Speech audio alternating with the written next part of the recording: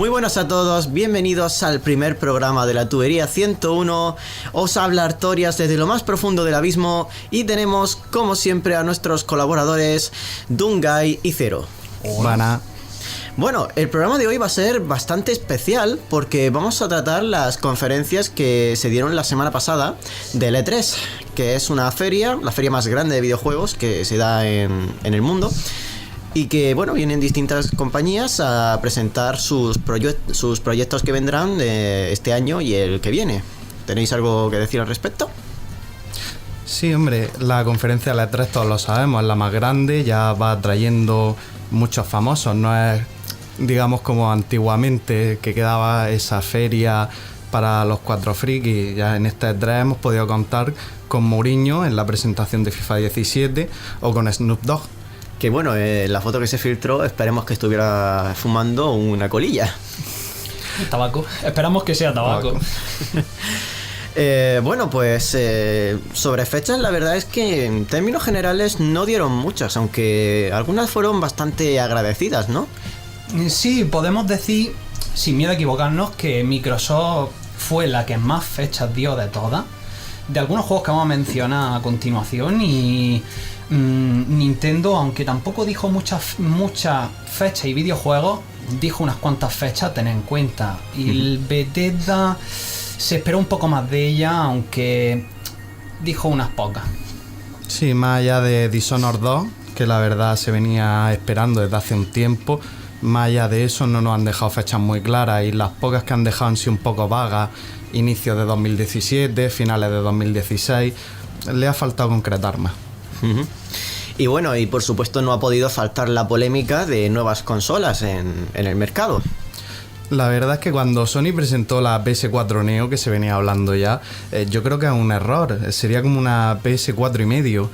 Le está recortando la vida a la Play 4, que ha durado 2 años y medio escaso, y tiene un proyecto intermedio pues, que va a ser para el 4K y el Virtual Reality, que realmente podía haber avanzado hasta una consola nueva. Aunque también, perdón que lo diga, pero el acto de cobardía que se puede decir que tuvo Sony en su E3 fue que mencionó la PS Neo, pero no la dijo en el E3, aunque se teorizaba que la iba a decir. En cambio, Xbox considero que tuvo un error cuando sacó la Xbox One S y luego al final habló de la Scorpio. Yo creo que hubiese sido mejor que hubiese hablado solo de la One S y que hubiese dejado la Scorpio como un rumor a media que dijo al principio antes del E3, porque fue algo un poco error. Lo que pasa es que Project Scorpio en cuanto a consolas es lo más ambicioso que hemos tenido hasta ahora. 7 teraflops de memoria y de velocidad de ordenador. Sí, es su apuesta para competir con los ordenadores. Bueno, y también hay que tener en cuenta que a pesar de que PS4 Neo fuera anunciada, no se presentó en el E3, sino que aprovecharon para presentarla después, que es algo bastante curioso. Exacto, sí. Bueno, es una técnica un poco propia de Sony. Es la mejor empresa creando hype, y que me perdone Bethesda, pero saben muy bien cómo venderse, y queramos o no, se está hablando de la PS4 Neo, así que yo considero que han cumplido su objetivo. Y bueno, luego tenemos nuevas IPs bastante interesantes que han venido al mercado. Bueno, que van a venir.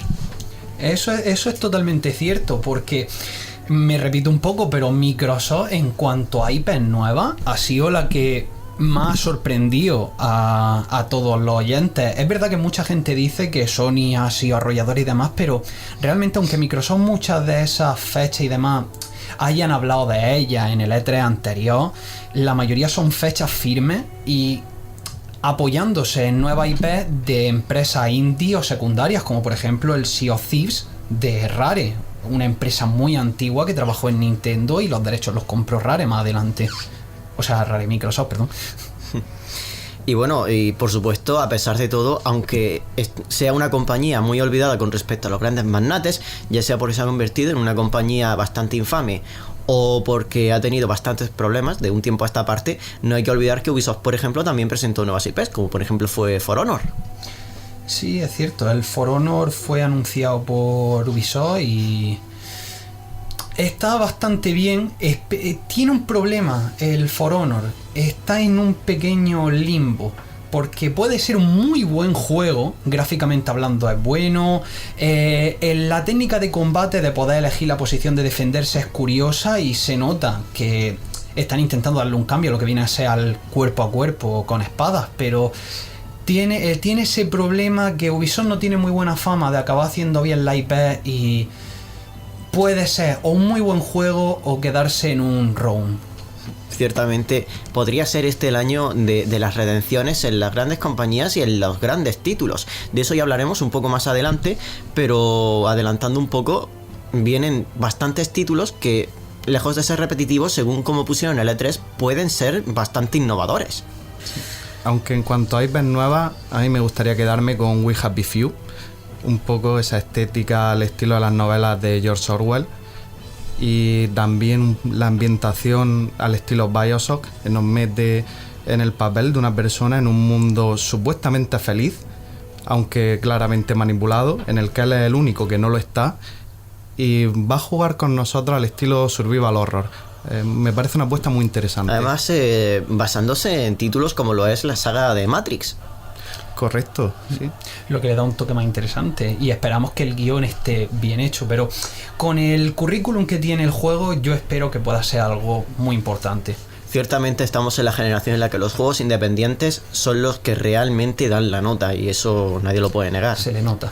Compañías pequeñitas o que no tienen ningún tipo de financiación, que hacen juegos por puro afán, es digno de admiración como ver lo bien que hacen algunos títulos con respecto a productos AAA, que para los que no conozcan un poco la jerga de videojuegos, AAA es juegos de excelente calidad, hechas por compañías grandes, como pueden ser Microsoft, Sony, etcétera. Y no obstante, le han ganado la partida a los indies últimamente. Shovel Knight, Guacamelee, incluso tenemos varios españoles. Los compañeros de Tequila Software han tenido juegos muy interesantes. También el chico de Barcelona que hizo un Epic y ahora acaba de sacar Ghost 1.0. Están haciendo una competencia no en gráficos, pero sí en cuanto a jugabilidad y diversión a las grandes compañías. Se está demostrando que un buen guión y ganas de hacer un buen juego es mucho más, o sea, mueve mucho más que el dinero, lo cual está muy bien. Sin duda, siempre además es el propio afán de querer hacer algo bueno lo que realmente hace que el producto sea bueno, aunque no tenga financiación. Pero bueno, también quiero destacar un título que nuestro buen amigo Dungai se emocionó durante la conferencia, que fue Gears of War 4. Fue un tráiler muy impresionante. Me da un poco de rabia porque mucha gente en internet, en redes sociales y demás, menosprecian a Microsoft y no estoy muy de acuerdo con eso, porque el tráiler de Gears of War 4, aunque se sabía que iban a hablar de él, a la gente que sabe un poco de videojuego y que lo miró con atención, se dieron cuenta de que estaban echando toda la carne en el asador, estaban demostrando la potencia gráfica que podía tener Xbox One. Fluidez, textura, física, los muertos, los cuerpos, las piedras, todo parecía que te iba a dar en la cara y no estábamos hablando de realidad virtual. Entonces fue impresionante y yo creo que para los que son fans de la serie y para los que no son tan fans, van a disfrutar del juego cuando salga. Encima todo va a salir para Windows 10 también, así que no necesito una Xbox One. Es que de hecho Gears of War desde el año pasado tuvo como apuesta que Gears of War saliera también para PC, que ya no fuera exclusivo de Xbox. Se nota que Phil Spencer, el productor ejecutivo de Microsoft, está apostando por PC porque se está dando cuenta de que dentro de poco va a ser el mercado más importante, si no lo es ya, de los videojuegos. Exactamente, además es lo que realmente condiciona a las consolas de nueva generación, la potencia del PC. Exacto. Y bueno, hay un juego que los tres estuvimos de acuerdo en que fue maravilloso y que realmente salvó, entre comillas, la conferencia de Bethesda, que fue Dishonored 2, que fue una apuesta increíble como lo presentaron. Sí, en el estilo de juegos de sigilo, como lo pudieron ser los Assassin's Creed, muy famosos en su época, aunque desde mi punto de vista Dishonored cumplió con creces y lo superó. Da más posibilidades, un juego con una altísima rejugabilidad, y Dishonored 2 apuesta por una continuidad en este sentido y metiendo más cosas, más posibilidades para que cada jugador pueda tener una partida realmente única. Incluso, llegado a cierto punto del juego, parece ser que vamos a poder elegir el camino de uno de los dos protagonistas, Corvo o Amy, lo cual le va a dar una rejugabilidad añadida que va a ser increíble. Casi podemos hablar de que a cierto punto del juego tienes dos juegos distintos. Sí, además quiero destacar que en el primer Dishonored, que salió en el año 2012 y que además ganó premios como juego del año, que eso también es digno de destacar, teniendo en cuenta que el juego tenía una duración media de unas 10 horas prácticamente. Si ibas a sigilo y conocías todo el mapa, podía llevarte 5 horas quizá. El hecho de que fuera tan rejugable como para tener que volver a empezar desde el principio y en vez de matar, pudieras elegir en castigar a los objetivos y no matar a ningún guardia, que eso repercutía en el final del juego, dado que estaba basado en una época en la que la peste pues afectaba a Inglaterra. Como dado ese contexto, si matabas a los guardias había cada vez más ratas y te desembocaba al final malo. Y en cambio, si no matabas a nadie, los dejabas inconscientes, evitabas que las ratas se los comieran y demás, provocabas un final positivo, un final bueno, porque influías en la protagonista, en Emily, que es la protagonista de Dishonored 2 también. Influyes en ella para ser una buena emperatriz futura o una mala emperatriz. Se espera mucho de ese juego. Sí. Yo estoy esperando con ansia las fechas en las que va a venir y espero que sea un juego muy importante para el 2016-2017. Es más, en el mes de octubre van a venir juegazos. Y en noviembre. Va a ser una Navidad muy ajetreada para nuestras carteras. Sí, la verdad es que sí. Y bueno, personalmente, la conferencia de Sony fue la más espectacular. Creo que en eso estamos todos de acuerdo. Totalmente de acuerdo, sí. Y en el momento en el que, bueno, la conferencia fue en una orquesta al principio, que resultó ser llevada por el compositor de la trilogía de God of War. Y bueno, presentaron una canción que, bueno, los que realmente conocíamos la banda sonora de God of War, pues ya sabíamos más o menos de qué iba a ir el proyecto, pero nos llevamos una gratísima sorpresa cuando vimos a un Kratos de nueva generación con un nuevo God of War que funciona como un reinicio de la saga, pero que no es un reinicio, es una continuación indirecta de la tercera entrega en la que vemos a un Kratos que quizás ya sea más sabio, padre, más pausado. De hecho, la jugabilidad del juego parecía un juego propio de The Last of Us, no propio de un hack and slash. Sí, es verdad que como en PlayStation 3, God of War y el género hack and slash llegaron a su cielo particular. Y a PlayStation 2, que fue con Devil May Cry. Fue el inicio, pero yo creo que el culmen, sin lugar a dudas, fue God of War en PlayStation 3. Además, los Quick Time Events, que si bien eran anteriores, no se habían usado tanto ni habían adquirido nunca tanta fama. Y en este sentido, creo que ahora están aprovechando las opciones y la potencia que te puede ofrecer una consola de nueva generación. A mí me agrada que estén utilizando la mitología nórdica, o al menos se teoriza que sea la mitología nórdica. Sale para un dragón de fondo que me llamó mucho la atención al final del tráiler. Y se ve también un gigante. La gente, y claro, con esos escenarios nevados y tal, la gente piensa que puede hablar sobre la mitología nórdica. Yo estoy esperando ver a un toro, un Odín, metiendo martillazos y zambombazos por todo un monte de nieve, ¿sabes? Realmente, si os fijáis bien, parece realmente un sandbox, porque durante el gameplay salía cuando estabas entrenando al hijo, bueno, suponemos que es el hijo, Alzagal, a practicar con el arco. Conforme ibas avanzando salía un pequeño aviso, decía 25 puntos de experiencia, nuevo conocimiento adquirido, y me llamó mucho la atención eso. Podría ser un mundo abierto o un mundo medianamente abierto, no llegar falso a ser sandbox. Sí, un falso sandbox. No por eso quiere decir que sea peor, sino un poco más reducido, más concentrado. Que no por eso exactamente va a ser peor juego. Ahora mismo se están reinventando bastante. Sin ir más lejos, Resident Evil 7 parece ser que va a ser más survival horror. Quizá un poco en la línea de los primeros, pero aún más, con más sensación de ser frágil, de tener que huir más que pelear. Efectivamente, salió en la conferencia de Sony también el tráiler jugable de Resident Evil 7 para acto seguido poder adquirir la demo para PlayStation 4 solo. Por desgracia no hemos podido nosotros jugar la partida, pero sí hemos estado viendo opiniones, hemos estado viendo todo tipo de opciones.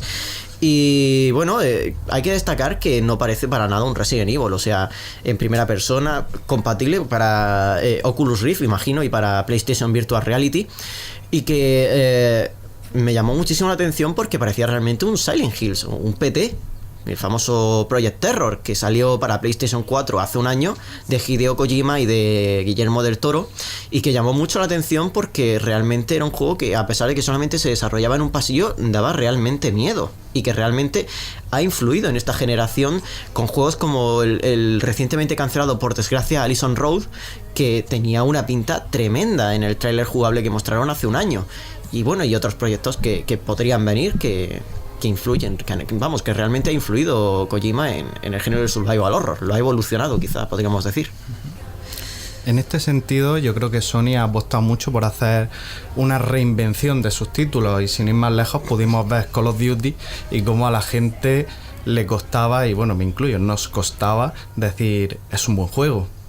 Es que un Call of Duty en el espacio me llamó muchísimo la atención ese detalle. Pero es que, y ya hablamos del tema de cómo puede que resurjan las grandes IPs antiguas, después de unos años que han estado muy, muy discretas, juegos como la saga Battlefield, la saga Call of Duty, me llamó muchísimo la atención porque parece que pueden resurgir estas dos sagas con los trailers que mostraron de Battlefield 1, que está ambientado en la Primera Guerra Mundial, una época que atrae a muchísimas personas y que llama muchísimo la atención, y luego Call of Duty, que está ambientada en el espacio. ¿Quién iba a decir hace 3 años, cuando salió Black Ops 2, que iba a haber un Call of Duty ambientado en el espacio y con batallas espaciales, por lo que parecía?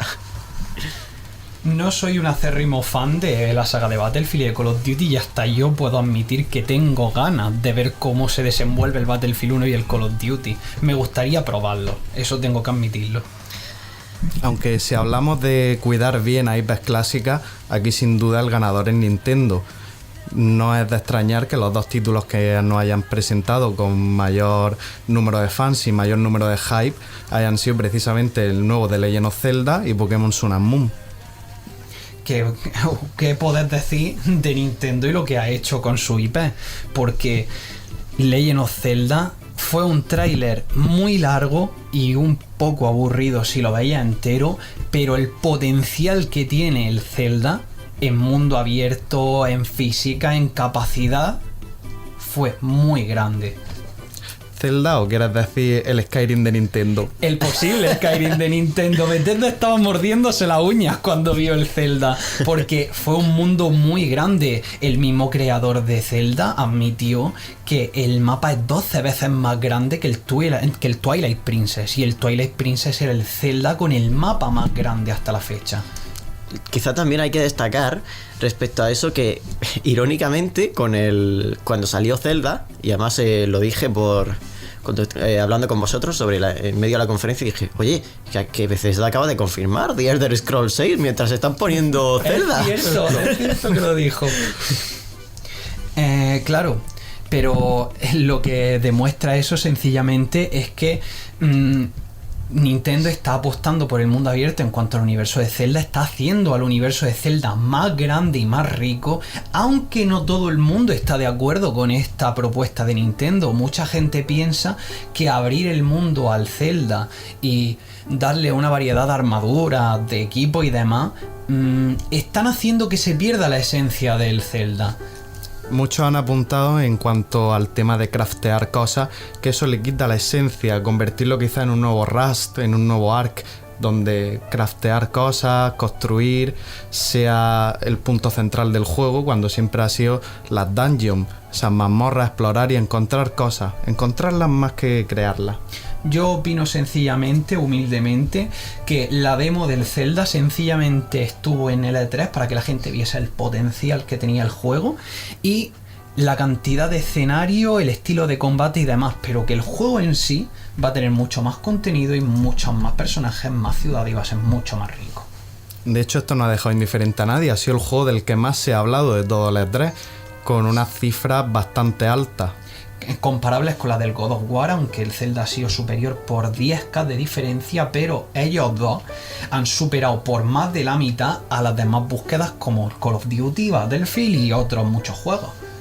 Y bueno, vamos a hablar un poquito de pasada, porque realmente no es un título todavía en el que tengamos tanto conocimiento, de For Honor, que es el único juego que vamos a hablar de la conferencia de Ubisoft, una conferencia por desgracia bastante accidentada porque cometieron varios errores. Vamos a presuponer que fueron errores sin querer, pero Ubisoft cometió varios errores bastante graves respecto a presentar juegos como South Park con chistes de humor homosexual justo en medio del atentado de Orlando, o Ghost Recon, que era un juego que mucha gente ha catalogado por ser bastante racista por lo que mostraron. Pero vamos a hablar del For Honor mejor, porque es que si hablamos de polémica en videojuegos tenemos para 2 o 3 programas enteros. Y quizá para una temporada entera. Y para una temporada entera. Y vamos a hablar de For Honor simplemente en el cambio de mecánicas que ha tenido bastante interesante. Y es que ahora puede innovar y convertir futuras IPs en algo parecido, porque por ejemplo el sistema de defensa en el que el joystick del mando te redirige el arma para defenderte del ataque. Me llamó muchísimo la atención ese detalle. Hay algunos juegos de espada, pero claro, estoy hablando en 2D, como viene a ser por ejemplo el Nidhogg, que son juegos de duelos de espada en el que importa tu defensa y viene a ser como un duelo entre 2 caballeros de espada, pero claro, no es comparable a la brutalidad que nos ha enseñado en el gameplay For Honor, que literalmente hacía combatir a vikingos contra samuráis. Grandioso ese momento. Quiero decir, los choques, la sangre, bloqueos, brutalidad, fuego, sangre, violencia, lo tenía todo. Sí. El caso es precisamente eso, que una pequeña parte de mí, que es un poco exigente, porque lleva mucho tiempo, quiere un juego bien hecho, le ve mucho del ROM, ese juego que se teorizó que iba a ser un portento gráfico, que iba a ser la gran novedad cuando salió Xbox One y PlayStation 4, y recibió las peores críticas, fue muy aburrido. Entonces tengo ese pequeño miedo, pero una parte de mí le encantaría que fuese un buen juego, porque no le importaría rajarse la cartera por él. Bueno, ya llegando a unas conclusiones, tenemos que decir que creo que estaremos todos de acuerdo en que la conferencia más divertida fue la de Sony, la que realmente te trajo a una infancia, podríamos decir. Nos transportó a una época muy pasada y nos hizo sentir el niño que tenemos dentro, podríamos decir, entre comillas, incluso con Crash Bandicoot, aunque no mostraron absolutamente nada. Totalmente de acuerdo. Cuando ves al viejo Crash ahí en la pantalla con una remasterización, te vienen esos recuerdos de la infancia, esa sensación que es muy difícil de emular. Yo creo que quizás solo Nintendo sea capaz de hacerlo, y la verdad que creo que es unánime. El tema de que Sony maneja muy bien el marketing y la espectacularidad. Aunque al final hay que tener en cuenta que no mostraron absolutamente nada de la remasterización de Crash Bandicoot. Todo fue el Skylanders. Y de muchos otros juegos tampoco dijeron mucho, pero aún así mostraron un gran espectáculo y a la gente le encantó Sony. Fue un buen espectáculo.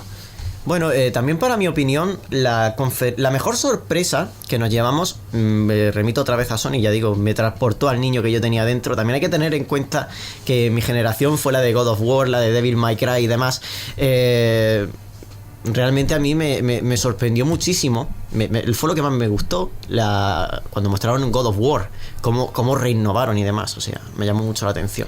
Yo entiendo que haya mucha gente de esa misma quinta que al ver el nuevo God of War se sientan como que están reviviendo su época de 8, 10, 12 años, disfrutando de lanzar cuchillos y matar a todo lo más grande y más gordo que haya en todos los infiernos y no infiernos. Es comprensible.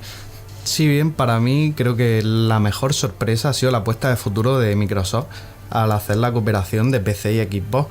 Eso sin duda fue una gratísima sorpresa. Sí, yo no lo esperaba para nada y estoy muy contento, pues si bien la mayoría hemos sido consoleros de pequeños, luego algunos se han quedado ahí, otros hemos hecho la transición a PC por tema precio, tema utilidad o tema gusto simplemente. Y ahora de verdad te puedes plantear tener un PC y una Xbox.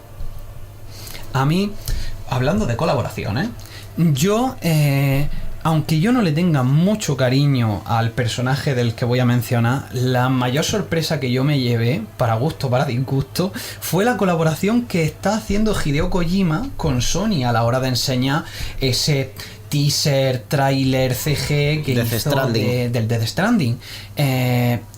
un juego que no sé si va a ser un juego, pero gráficamente se le vio un portento muy potente y se le ve el dinero y el potencial que se gasta Kojima en cuanto hace proyectos. Pero claro, En eso estamos totalmente de acuerdo, sobre todo en el tema del dinero. pero más que nada me sorprendió que apareciese en Sony, porque podría haber, de hecho podría hasta haber sorprendido diciendo que él habría comprado un stand propio para hablar de su Kojima Production, pero vino en Sony y dijo, lo estoy haciendo en Sony, y a mí me sorprendió, a mí me fue una gran sorpresa.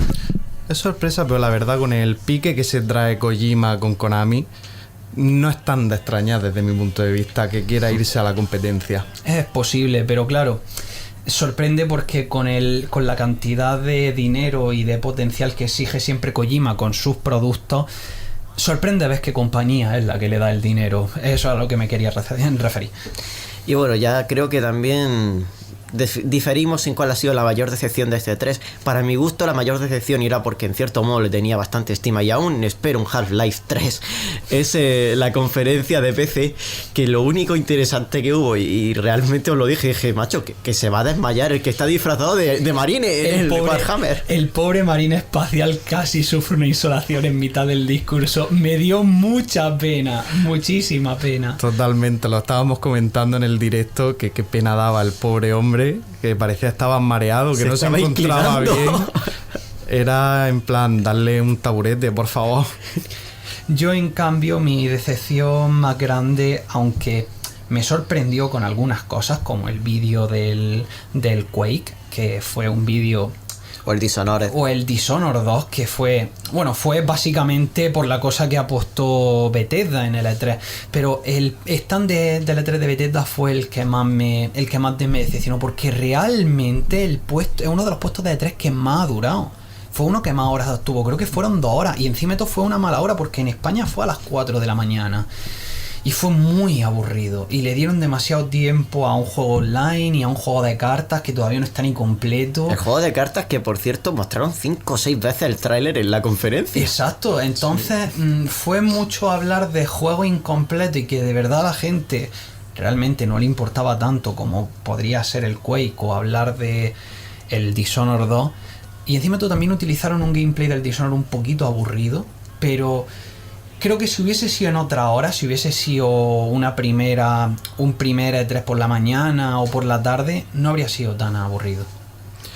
Por último, yo voy a comentar que para mí la mayor decepción ha sido el abuso de las remasterizaciones. Llevan toda la generación con remasterizaciones, ¿cierto?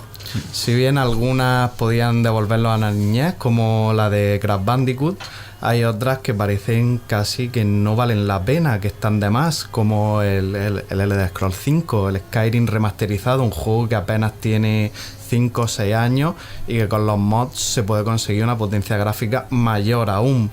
Yo vi cierto abuso de eso durante la conferencia. Y bueno, creo que no tenemos nada más que decir, ¿no? O sea, han sido nuestras conclusiones de E3. Hay muchas más cosas que decir, pero podemos dejarlas para otro momento. Sí, yo creo que sí. Bueno, pues nos despedimos en este primer programa de La Tubería 101. Todo lo bueno se acaba, como siempre dicen. Nos despedimos de nuestros compañeros Dungai y Zero. Un saludo. Saludos, esperamos que os haya gustado. En el próximo programa hablaremos sobre generación de consolas actual y futura. Bastante interesante este debate. Y otro debate en el que trataremos la Steam Machine y las nuevas gráficas que ha traído Nvidia, AMD, etc. Creo que el siguiente programa promete y nos vemos en el próximo programa. ¡Adiós!